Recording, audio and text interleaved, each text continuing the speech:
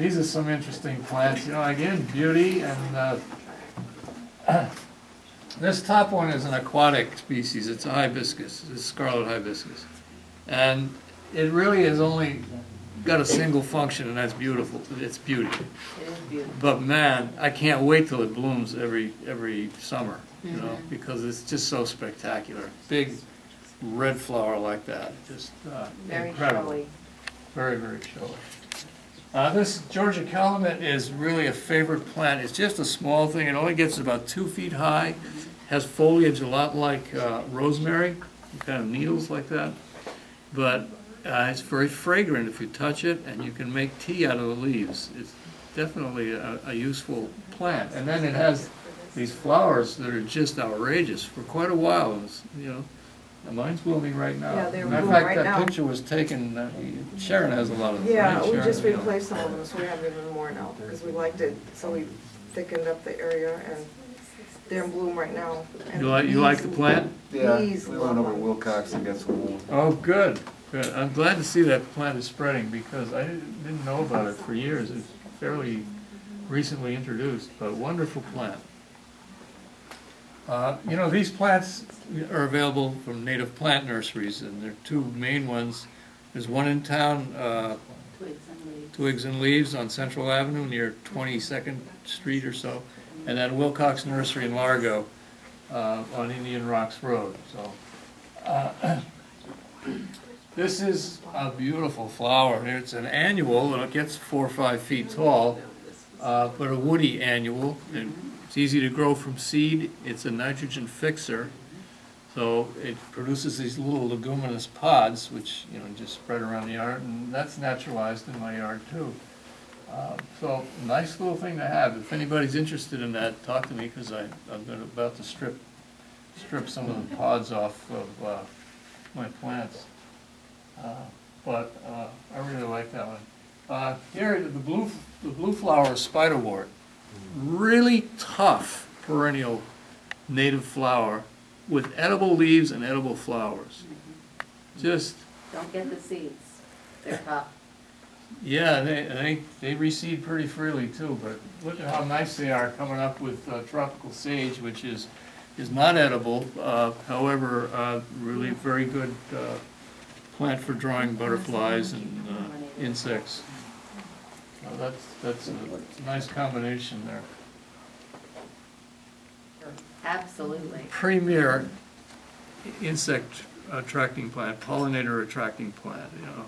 It blooms, starts blooming in August. It just finished blooming a few weeks ago. So it's basically kind of a late season wildflower. It grows wild down at Fort DeSoto. It comes up and then it tends to flop. So when I put it in the landscape, I usually leave 6 feet for it. And it reseeds very freely. But it is the best insect attractor I've ever seen. And I was never really into insects and watching them and studying them until I had this plant. And you go to this plant on a day in the summer or late summer or something, early fall, and the diversity of insects is incredible, just incredible. So that's worth getting. You know, ours died back Yeah. when you planted, and then it never came back. Really? And then another one showed, that was in the front yard. Huh. One of them showed up in the backyard this year. Right, you know, and it took a And we year didn't even off. plant it. It took a season off, but it Yeah. showed up again.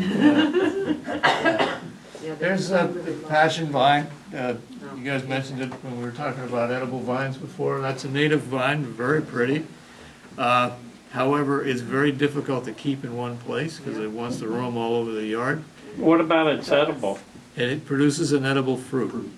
Oh, Leaves the- are- oh, leaves are yeah. edible also. The leaves too? How do you use them? You use them cut up in a salad. Huh. They're a soporific. They calm children down, trust me.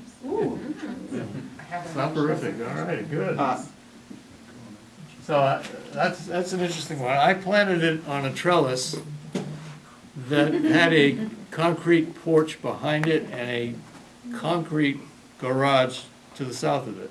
So it couldn't travel in 2 directions, but boy, did it go in the other 2 directions. It came into my vegetable garden. Yeah. Oh, yeah. So it really travels. It grows in very dry, droughty conditions out in the wild. And, so, you know, I think a chain link fence would be a good place for it, particularly, you know, in an area that's not high maintenance, might be a good place for it. Here's what I did with it. Yeah.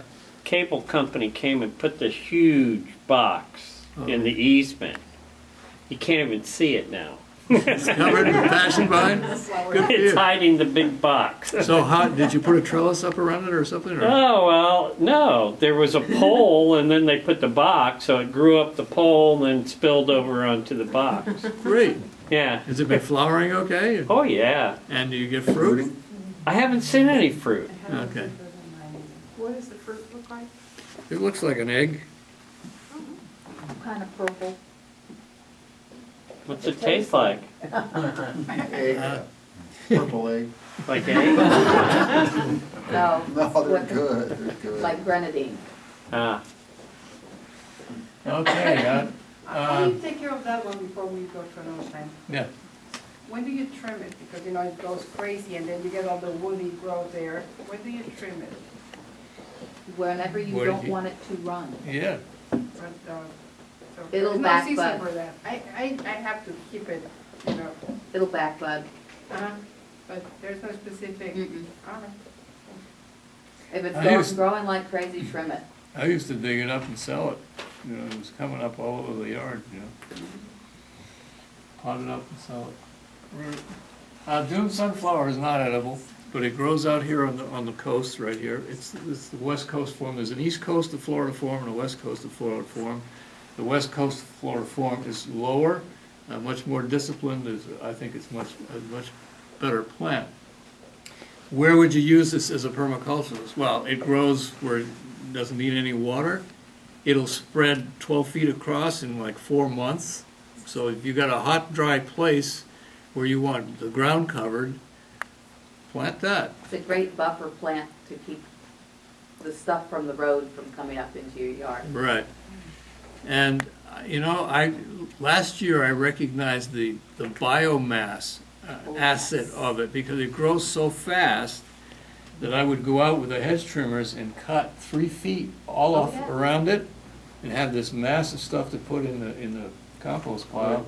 And then, you know, a couple months later, it was back to the big size. So if you're looking for biomass, and you know, if you're an avid gardener, that's a real asset, you know, because that's how you create soil. You use it as mulch or you use it in the compost pile. And and it's pretty, and it's flowers all year round, even in the wintertime. Butterfly attractant. Yeah, it attracts insects.